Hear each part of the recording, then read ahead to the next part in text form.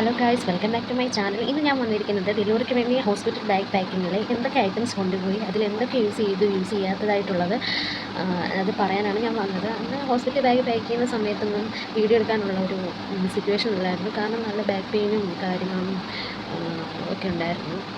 എടുക്കണമെന്നൊക്കെ ഭയങ്കര ആഗ്രഹമായിരുന്നു. പിന്നെ ഡേറ്റ് പറഞ്ഞേക്കുന്നത് മെയ് ലാസ്റ്റിലേക്കായിരുന്നു. അപ്പോൾ അതിൻ്റെ 2 വീക്സ് മുമ്പ് ഞാൻ വന്നേ കൂടെ ബാഗ് സെറ്റ് ചെയ്തായിരുന്നു കേട്ടോ. കുറേ ലിസ്റ്റ് ഞാൻ തയ്യാറാക്കിയിട്ടുണ്ട്. അത്യാവശ്യം മാത്രം സാധനങ്ങളെ കൊണ്ടുപോയിട്ടുള്ളൂ. അത് കുറച്ച് സാധനങ്ങൾ മാത്രമേ ഞാൻ യൂസ് ചെയ്തിട്ടുള്ളൂ. നമ്മൾ യൂട്യൂബ് ചാനലിലൊക്കെ കാണുന്നുണ്ട്, ഇങ്ങനെ കുറേ പേര് ബാഗ് പാക്കിങ്ങിൽ വാരി വലിച്ച സാധനങ്ങളൊക്കെ കൊണ്ടുപോകുന്നുണ്ട്. നിങ്ങൾ അത്യാവശ്യം കുറച്ച് സാധനങ്ങളായിട്ട് ആദ്യം തന്നെ കുഞ്ഞിനുള്ള ഐറ്റംസ് എന്തൊക്കെയാണ് കൊണ്ടുപോയെന്ന് പറയാം. പിന്നെ കോട്ടൻ്റെ ക്ലോത്താണ് കൂടുതൽ ഉപയോഗിച്ചത്. അതായത് മുണ്ട് പീസുകളാക്കി മാറ്റിയത്. അത് എനിക്ക് യൂസ് ആകണം, കുഞ്ഞിനും യൂസ് ആകണമെന്നുള്ള രീതിയിലാണ് നേരത്തെ കട്ട് ചെയ്ത് മാറ്റിയിരുന്നു.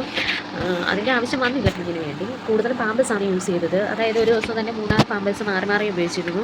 അത് ഏറ്റവും യൂസ്ഫുള്ളായി, കാരണം ക്ലോത്ത് അങ്ങനെ ഉപയോഗിച്ചിട്ടില്ല. പിന്നെ അവന് ഡെലിവറി കഴിഞ്ഞ ദിവസം ടർക്കി എടുത്തിരുന്നു. ടർക്കി യൂസ്ഫുള്ളായിരുന്നു. പിന്നെ വേണ്ടത് ബേബി വൈപ്സ് ആയിരുന്നു ഉപയോഗിച്ചിരുന്നത്. ബേബി വയറ്റിൽ നിന്ന് പോവുകയൊക്കെ അപ്പിടുകയൊക്കെ ആണെങ്കിൽ പെട്ടെന്ന് മാറ്റാനൊക്കെ ബേബി വൈപ്സ് യൂസ് ആയിട്ടുണ്ടായിരുന്നു കേട്ടോ. പിന്നീട് വന്ന് ബേബി ലോഷനൊക്കെ എടുത്തിരുന്നു. അധികം ഞാൻ ഡിസ്ചാർജ് ചെയ്യുന്നതിന് ഒരു 2 ദിവസം അധികം ഉപയോഗിച്ചിട്ടില്ല. ബേബി ലോഷൻ ചെറുതായിട്ടൊന്ന് കൊടുക്കുകയും, കുഞ്ഞ് ന്യൂബോൺ ബേബി അല്ലേ, അപ്പോൾ അധികം യൂസ് ചെയ്തിട്ടില്ല. ഉപയോഗിച്ചു. ഡ്രൈ ഷീറ്റ് എടുത്തിരുന്നു കേട്ടോ. ഡ്രൈ ഷീറ്റിനൊപ്പം പിലോയും കിട്ടിയിരുന്നു. അത് അവന് കംഫോർട്ടബിൾ അതായിരുന്നു, പിലോ ഒക്കെ വെച്ചിട്ട്. ചിലരൊക്കെ ഇങ്ങനെ തുണി ഇങ്ങനെ മടക്കിയിട്ട് ഇങ്ങനെ റൗണ്ട് ഷേപ്പിലൊക്കെ ആക്കിയിട്ടൊക്കെ വെക്കുന്നുണ്ടായിരുന്നു. കൂടുതലും പിലോയാണ്, അതായത് അവൻ്റെ തലയ്ക്ക് ആ ഷേപ്പിനനുസരിച്ചുള്ള പില്ലോ ഡ്രൈ ഷീറ്റിൻ്റെ ഒപ്പം കിട്ടിയിരുന്നു. അതും ഞങ്ങൾ എടുത്തിരുന്നു കേട്ടോ. പിന്നെ 7-8 കെട്ട് മേടിച്ചിരുന്നു. ഞങ്ങൾ ഡെലിവറി കഴിഞ്ഞ് ഒരു 3 ദിവസം കഴിഞ്ഞപ്പോഴാണ് ഞങ്ങൾ ഡിസ്ചാർജ് ചെയ്തത്. അപ്പോൾ യൂസ് ചെയ്യാൻ വേണ്ടി ഒരു ദിവസം 2 ഡ്രസ്സ് മാറി മാറി രാവിലെ ഇട്ട് കഴിഞ്ഞാൽ വൈകുന്നേരം ഒന്ന് ചേഞ്ച് ചെയ്യാനായിട്ട്, അങ്ങനെ ഒരു ദിവസം 2 വീതം ഒരു 7-8 കെട്ടുടുപ്പ് കൊണ്ടുപോയിരുന്നു കേട്ടോ. അത് യൂസായിട്ടുണ്ട്. പിന്നെ ബേബി ബെഡൊന്നും മേടിച്ചിട്ടില്ല. വീട്ടിൽ വന്നിട്ടാണ് ബെഡിൻ്റെ യൂസ് വന്നിട്ടുള്ളത്. അധികം അങ്ങനെ ഞങ്ങൾ ബെഡിലല്ല കിടത്തിയത്, അവിടുത്തെ ബെഡിൽ തന്നെയായിരുന്നു കേട്ടോ.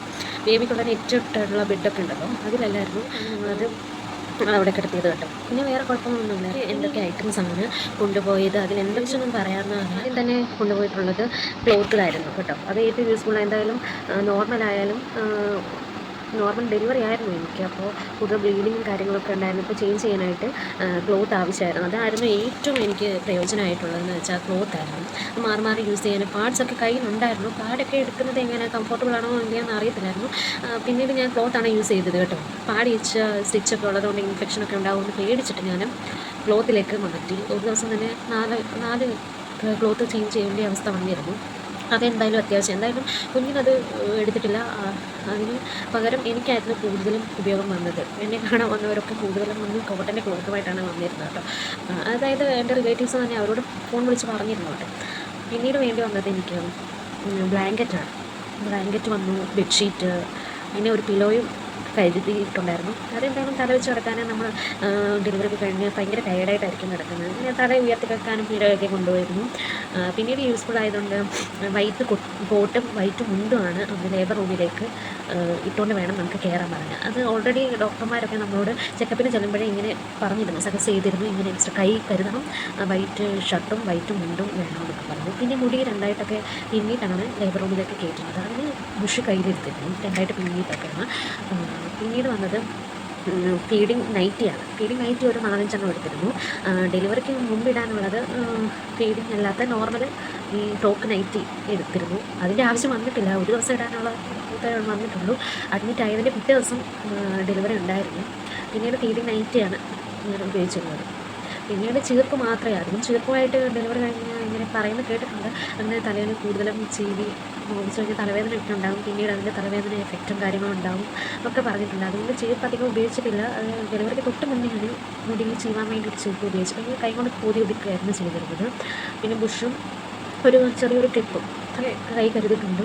കൺവെൻഷൻ കാര്യങ്ങളൊന്നും എഴുതിയിട്ടില്ല. പിന്നെ ഓർണമെൻറ്റ്സ് എല്ലാം ഊരിയിട്ട് വേണം ലേബർ റൂമിൽ കയറാൻ അവർ പ്രത്യേകം പറഞ്ഞിരുന്നു. അപ്പോൾ ഓർണമെൻറ്റ്സ് എല്ലാം ഞാൻ നമ്മുടെ കൊടുത്തിരുന്നു. അതെല്ലാം ഊരി, കമ്മലാട്ടെ, മൂക്കുത്തി, മാല, വള, എല്ലാ ഐറ്റംസ് ഊരിക്കളഞ്ഞിരുന്നു. പിന്നീട് വേണ്ടി വന്നത് എനിക്ക് ബോഡി ലോഷൻ കൊണ്ടായിരുന്നു. ബോഡി ലോഷനൊന്നും ഞാൻ ഉപയോഗിച്ചിട്ടില്ല. പിന്നെ എണ്ണ കരുതിയിരുന്നു. നല്ല പ്യുവർ കോക്കനട്ട് ഓയിലായിരുന്നു എടുത്തിരുന്നത്, അത് ഉപയോഗിച്ചിരുന്നു. പിന്നെ ബ്രഷ്, സോപ്പ്, തോർത്ത്, 2 തോർത്ത് വീതം കൊണ്ടുപോയിരുന്നു. കഴിഞ്ഞപ്പോഴത്തേക്കും അതിപ്പോൾ ഫീഡിങ് നൈറ്റിയാണ് ഞാൻ എടുത്തിരുന്നത്. ഒരു 5-6 ഫീഡിങ് ഉപയോഗിച്ചിരുന്നു. അണ്ടർ സ്കേർട്ടൊക്കെ കൈ കരുതിയിരുന്നു, അതിൻ്റെ ആവശ്യം വന്നില്ല. ഞാൻ കൂടുതൽ കംഫർട്ടബിൾ എന്ന് വെച്ചാൽ നൈറ്റി മാത്രം ഇടുക, പിന്നെ ഷോർട്സ് കൈ കരുതിയിട്ടുണ്ട്. ഷോർട്സാണ് കൂടുതൽ ഉപയോഗിച്ചിരുന്നത്. പിന്നെ ഫോണിൻ്റെ ചാർജ് ചെയ്യുന്ന പരിപാടിയേ ഉണ്ടായിരുന്നില്ല. എനിക്കൊന്ന് ഡിസ്ചാർജ് ചെയ്യുന്നതിൻ്റെ ഒരു ദിവസം മുന്നെയാണ് ഞാൻ ഫോൺ ചാർജ് ചെയ്തത്. അത് നല്ല ചാർജ് ചെയ്തിട്ടാണ് ഞാൻ വീട്ടിൽ നിന്ന് പോയത് തന്നെ കേട്ടോ. കൂടുതലും ഫോണിൻ്റെ യൂസ് ഉണ്ടായിട്ടില്ല, ഫോൺ അധികം ഉപയോഗിച്ചിട്ടില്ല. അന്ന് ഭയങ്കര തലവേദനയായിട്ട് കിടക്കുക, പിന്നെ കുഞ്ഞിൻ്റെ കാര്യങ്ങളൊക്കെ നോക്കുക, അങ്ങനെയുള്ള ഫോൺ അധികം യൂസ് ചെയ്തിട്ടില്ല. ചാർജർ കരുതി. പിന്നെ ഡിസ്ചാർജ് ആകുമ്പോൾ നല്ലൊരു ഡ്രസ്സും കൈ കരുതിയായിരുന്നു കേട്ടോ. ആ ഡ്രസ്സ് ഉപയോഗിച്ചില്ല. ഞാൻ കുളി കഴിഞ്ഞ് ഇട്ട ഡ്രസ്സ് തന്നെയാണ് ഡിസ്ചാർജ് ചെയ്തപ്പോൾ ഇട്ടത് തന്നെ, വീട്ടിലേക്ക് വന്നത് കേട്ടോ. ഞാൻ എക്സ്ട്രാ നേരത്തെ കരുതിയിരുന്നു നല്ലൊരു ഡ്രസ്സ്. അതെന്തായാലും പിന്നെ അധികം മേക്കപ്പ് ചെയ്യാനുള്ള ഐലൈനറും സിന്ദൂരമൊക്കെ ഞാൻ എടുത്തിരുന്നു, പക്ഷേ അതൊന്നും ഞാൻ ഉപയോഗിച്ചിരുന്നു. കാരണം ഭയങ്കര ബോഡി വീക്ക് ആയതുകൊണ്ട് ഞാൻ അതൊന്നും ചെയ്യാനൊരു ഇൻട്രസ്റ്റ് ഇല്ലായിരുന്നു. അതൊന്നും എടുത്തിട്ടില്ല. അതൊക്കെ വെറുതെ കയ്യിലിരുന്നതേ ഉള്ളൂ.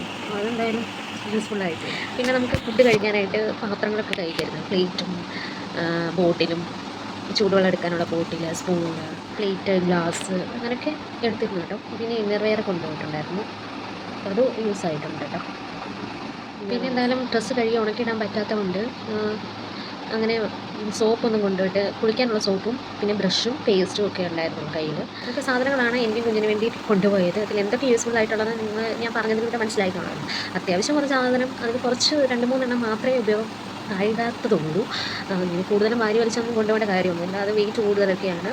അപ്പോൾ അത്യാവശ്യമുള്ള കാര്യങ്ങൾ നിങ്ങൾ എന്തായാലും ലിസ്റ്റ് ചെയ്യുക. ഇത് നിങ്ങൾക്ക് യൂസ്ഫുൾ ആയെന്ന് വിചാരിക്കുന്നു. അത്യാവശ്യം കുറേ സാധനങ്ങളൊക്കെ കഴിച്ചു കൊണ്ടുപോയിട്ട് വലിയ കാര്യമൊന്നുമില്ല.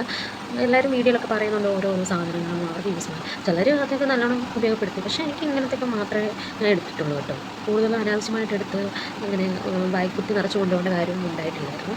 ഈ വീഡിയോ നിങ്ങൾക്ക് ഇഷ്ടപ്പെട്ടെങ്കിൽ എൻ്റെ ഈ ചാനൽ സബ്സ്ക്രൈബ് ചെയ്യണം, ലൈക്ക് ചെയ്യുക, ഷെയർ ചെയ്യുക, സബ്സ്ക്രൈബ് ചെയ്യുക. ഇനി അടിപൊളി ഒരു വീഡിയോ ആയിട്ട് ഞാൻ വരുന്നതായിരിക്കും. ഞാൻ വൈൻഡപ്പ് ചെയ്യാം. Okay, by.